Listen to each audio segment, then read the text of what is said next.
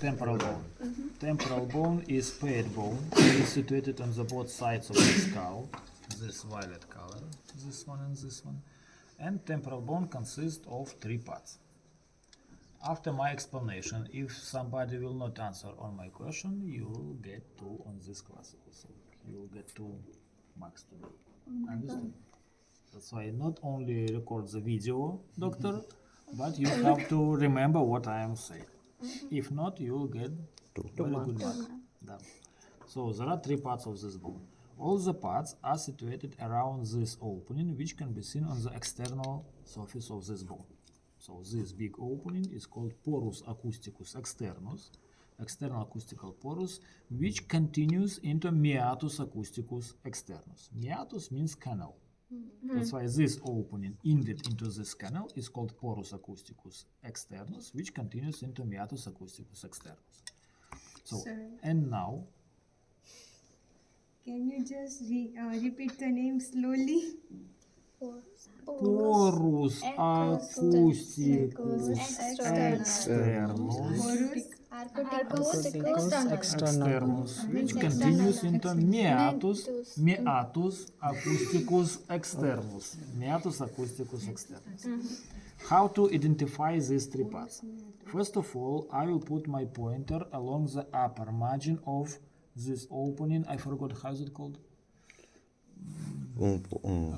Pros. How many fingers do you see? 2.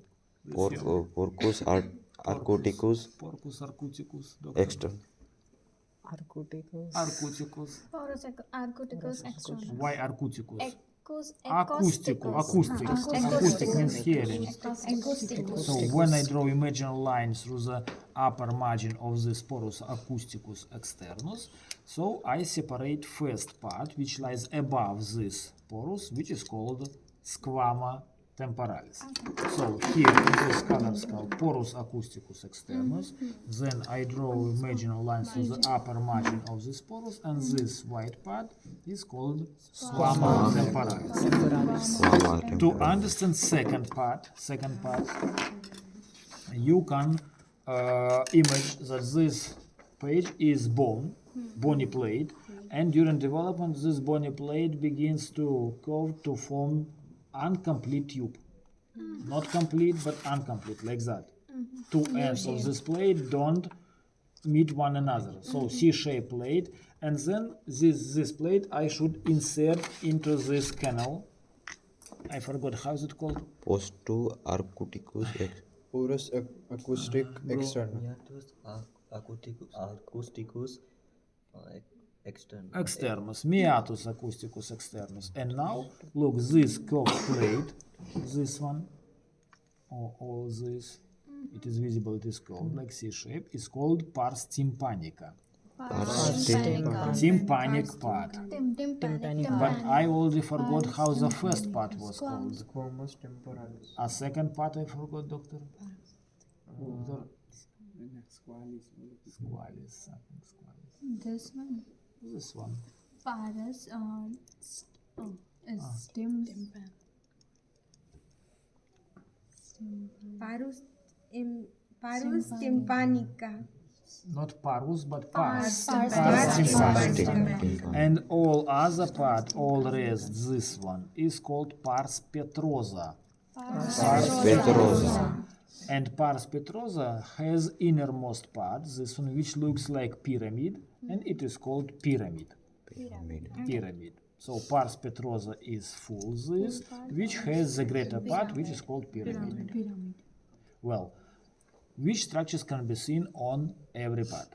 First part, as I said, is this one. It is called Sinuses. sinuses. How this part is called? Squamous temporalis. Squama temporalis. It has 2 surfaces. One surface is this one, external surface, and another is internal, or it is called cerebral surface, because brain lies on this surface. Cerebral surface contains depressions, a lot of depressions, which are caused by gyri of brain. So these are called impressiones digitate.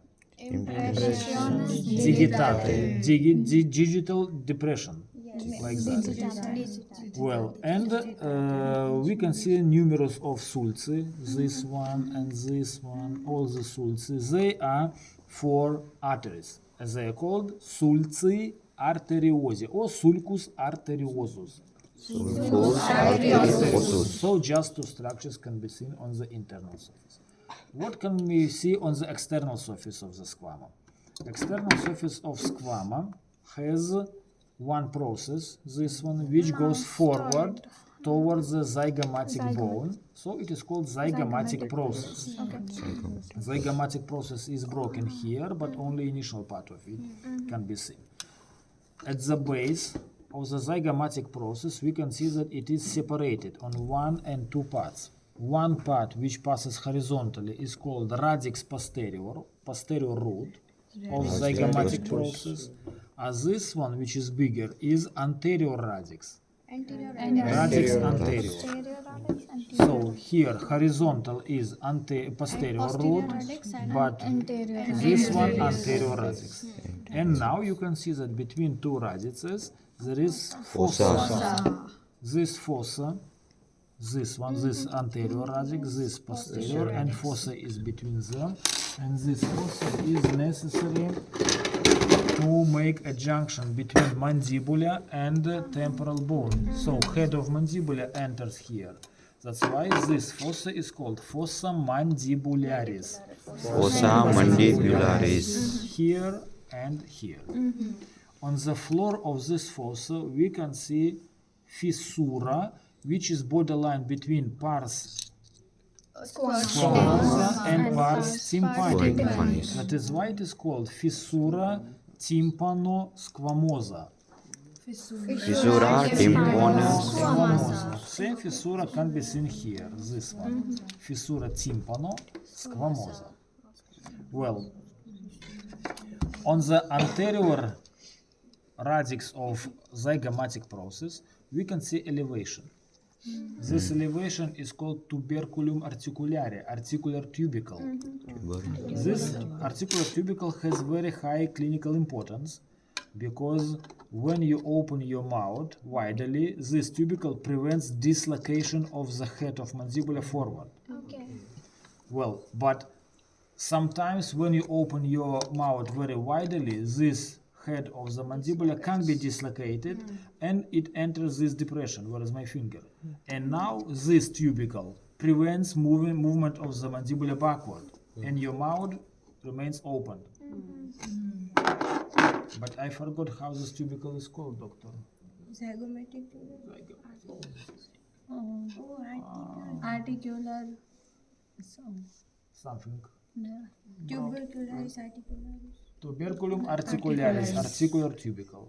But I forgot name of this fossa, doctor, help me. Fossa mandible. Mandibularis. And I forgot what lies on the floor of this fossa, doctor. Fissura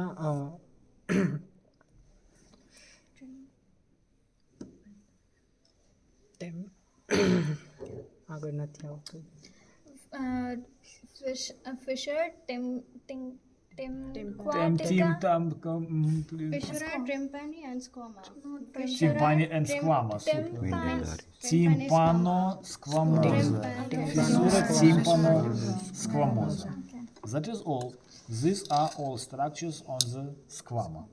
So you can see that external surface of squama has more structures comparing with internal. But I forgot how internal surface is called.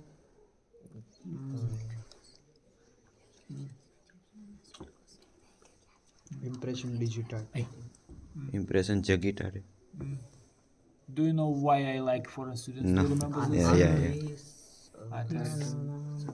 sulcus arteries. Art impressions digital. sulcus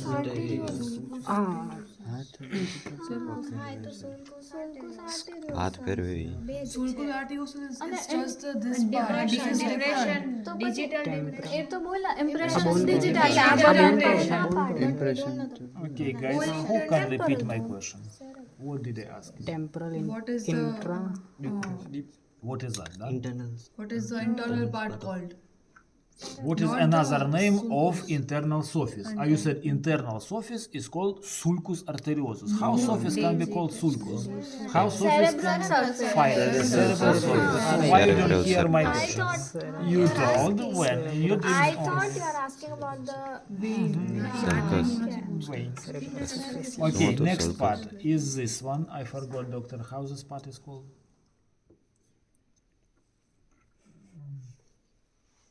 Dr. Ronak, please. Only you can help me. Doctor. So,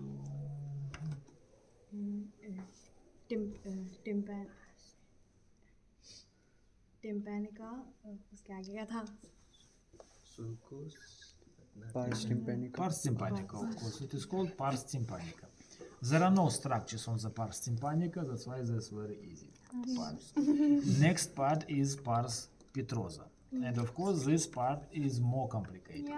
And pars petrosa, as I said, has the biggest part, which is called pyramid. Pyramid consists of 3 surfaces and 3 borders. First surface is this one, here, here.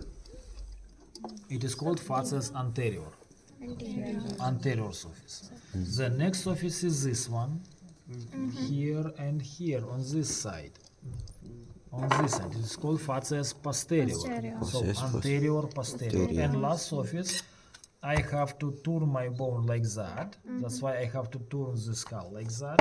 And this surface is irregular in structure. Is called facies inferior. This is Facies inferior. 3 surfaces are separated from one another by 3 borders. First border is the longest one, this one, which is between anterior surface and posterior Anterior, surface. posterior. And this border is called margo superior, superior border of the pyramid. Margos. You can see that margo superior contains groove, which is called sulcus sinus petrosi superioris. Sulcus sinus petrosa. Superioris, okay. The next border is very short, this one, and it is between which surfaces? posterior. Posterior. This surface is, this border is here, and it is here. It is called margo posterior. Margo posterior. So this superior, this posterior. And margo posterior contains groove, also this one and this one. It is called sulcus sinus petrosi inferior. Sulcus sinus petrosa. And last border is the shortest one, only this. It is between anterior surface and And inferior surface. It is called margo anterior. So superior border, posterior border, and anterior border. No structures on anterior border. Now, which structures can be seen on every surface? Anterior surface, this one, facies anterior. Let's come from the apex of the pyramid to the base, from apex to the base. Most anterior part, most anterior structure is here. It is slight depression, which is called impressio trigemino. Trigeminal ganglion, which is thickening of the 5th cranial nerve, nervus trigeminus, is located here. Then impressio trigemini. Well, next I go backward, and here I can see 2 openings. Here it looks like 1, but usually they looks by 2. Here also 1 and 2. Here 1 and 2. How to understand these openings? Look, inside of the pyramid, we have canal. Oh, which passes like that, vertical canal. This canal has opening, by means of which it opens onto anterior surface. So this opening is called hiatus canalis. Hiatus There canalis. is hiatus canalis. But which canal? How this canal is called? This canal contains nerve. This nerve is called nervus petrosus major. Nervus petrosa major. That is why this full canal is called canalis nervi petrosi majoris. Nervus canalis. Oh my god, oh my god. Canalis petrosis majoris nervus. Stop, don't repeat. So this canal for greater petrosal nerve. That's why it is called canal of greater petrosal nerve, Canal of Greater Petrosa now. which in Latin is called canalis nervi petrosi majoris. Is Narvi Petrolized Majoris. And this opening is opening of this canal of greater petrosal nerve. That's why it is called hiatus canalis nervi petrosi majoris.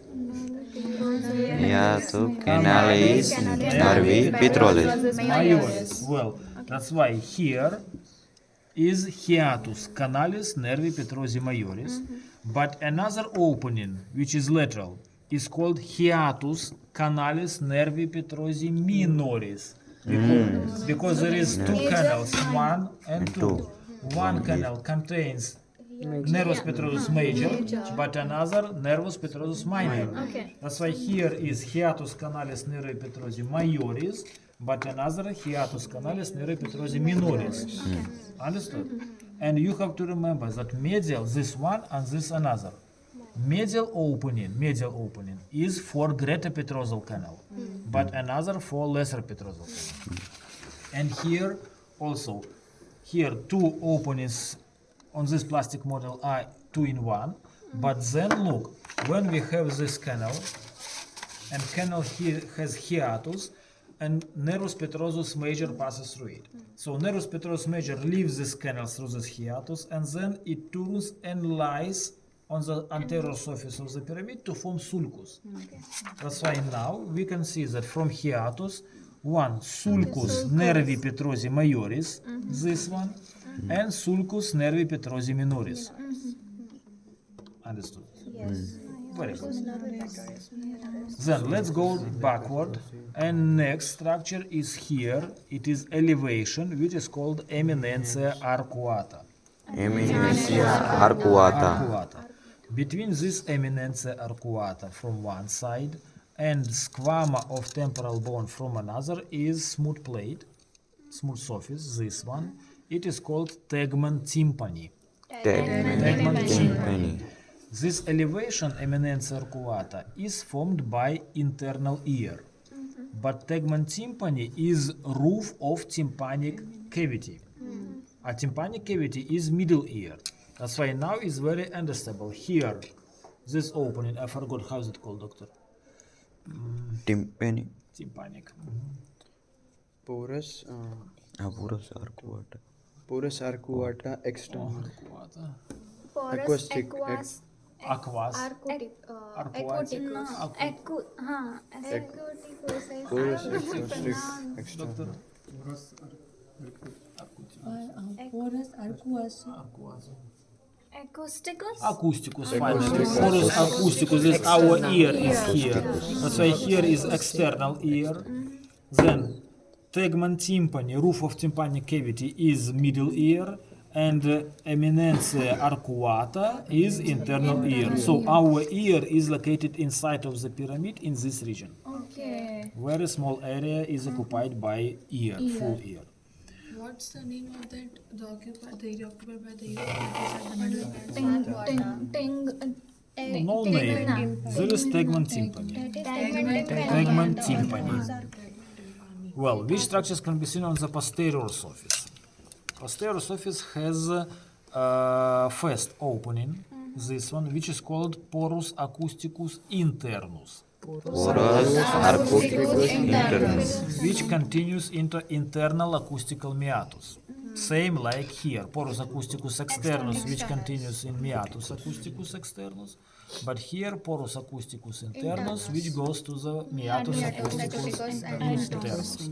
And posteriorly we have the biggest sulcus of our skull, this one, which looks like letter S, Latin letter S. It is called sulcus sinus sigmoide. Sulcus Sinus Sigmoide. That's all structures on the posterior surface of the pyramid. And finally, inferior surface.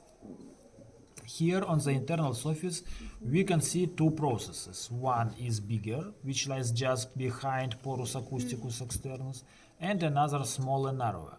This one is called mastate process, In front is styloid process. Styloid. Mastoid and styloid process. Between two processes, we can find opening, which is called foramen stylomastoidum. Stylomastoid foramen. Well, medially from mastoid process there are two structures, 1 and 2. Structure which is very close to the mastoid process, lateral structure, is called incisura mastoidea, but medially is sulcus arteria accipitalis. Sulcus for occipital artery, this one. Behind mastoid process, here it is not present, but here it is. Behind the mastoid process is foramen mastoidum. Foramen mastoidum. Then, mastoid process. In front is foramen stylomastoidum. In front is styloid process. Then, a little bit forward and medially from styloid process is fossa jugularis, jugular fossa, which is here, this one, jugular fossa. But in front of jugular fossa is opening, which is here and here. This opening is inlet into canal which is called canalis caroticus. Canalis caroticus has two openings, inlet and outlet. Inlet of carotid canal, this one, is called apertura externa canalis carotici. Apertura externa of the carotid canal. But here is apertura interna, which is outlet of the carotid canal. Internal aperture of carotid canal. And it is here. Well, when you find internal apertura, this one, on the apex of the pyramid, then from this internal apertura, when you go to the lateral side, towards the squama, you can find one more canal. This canal is called canalis muscula tubarius. Canalis muscula tubarius. How to find canal on the skull? There is external apertura of carotid canal. Here is internal apertura, and just lateral from it, here is canalis muscula tubarius.